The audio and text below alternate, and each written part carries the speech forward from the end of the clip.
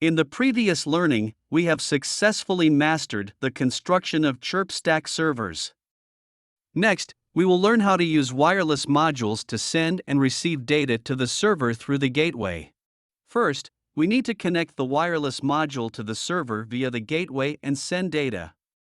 We will use the E78-400TBL02 kit for demonstration. First, we need to add an application on the chirstack management page.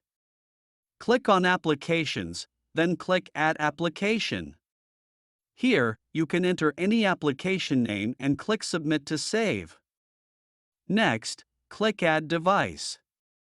Similarly, on the Add Device page, you can enter any device name, but you need to ensure that the device EUI is unique within the same server. You can also use a randomly generated EUI. In the Device Profiles section, select the gateway we just configured. After completing this, click Submit. After successfully adding, you will be redirected to the OTA keys. Again, ensure uniqueness, and you can use randomly generated keys. After completing this, click Submit. Next, let's see how to connect to the chirstack server using the E78-400TBL02 onboard module. Before starting, you need to familiarize yourself with the command rules and usage of the E78-470LN22S module, E78-400TBL02 onboard module. You can refer to the EPISODE product technical manual for this. Now, let's look at the specific configuration steps. Download and use the XCOM software, which can be found in the EPISODE product-related downloads. Connect the E78-400TBL02 to the computer. The default baud rate, data bits, parity, and stop bits are 9600, 8, none, 1. After opening the serial port, enter all the necessary configuration content in the multiple send pages.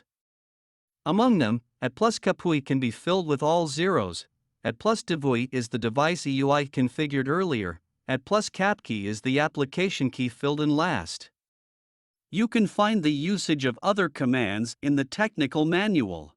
Send the commands one by one until you reach @+cjoan equals 11104, where you need to wait for a successful connection and return OK before sending data. After successfully sending, go back to the server. In the Applications section, find the added application. Under the Devices page, click on the device you just added. In the Events page within the device, you can see the data sent via SCOM. This way, you have successfully accessed the chirstack server using the E78-400TBL02. Thank you for watching this tutorial.